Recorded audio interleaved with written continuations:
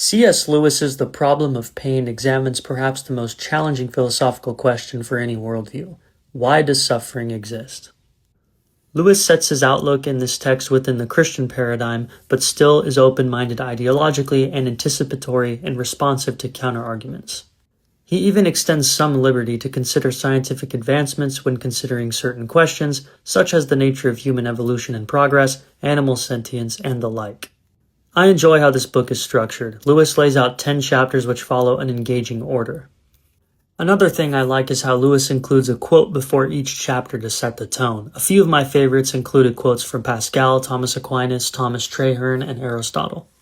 From the outset, Lewis maintains the position of God's loving nature.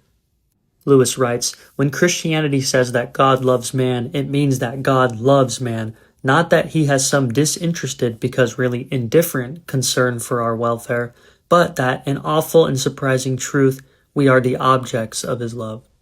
Lewis continues, "The problem of reconciling human suffering with the existence of a God who loves is only insoluble so long as we attach a trivial meaning to the word love and look on things as if man were the center of them.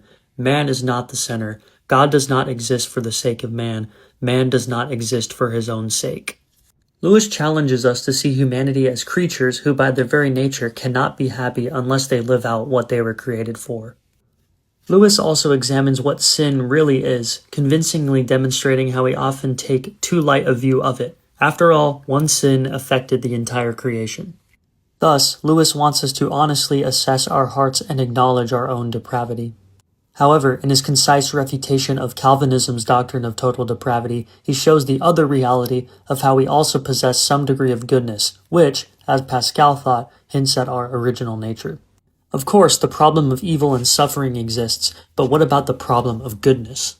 We must reckon with the fact that despite the world's unimaginable suffering, the reality of incredible beauty also exists. My personal encounters with the love that orders the universe have shown me why I have the faith that I do.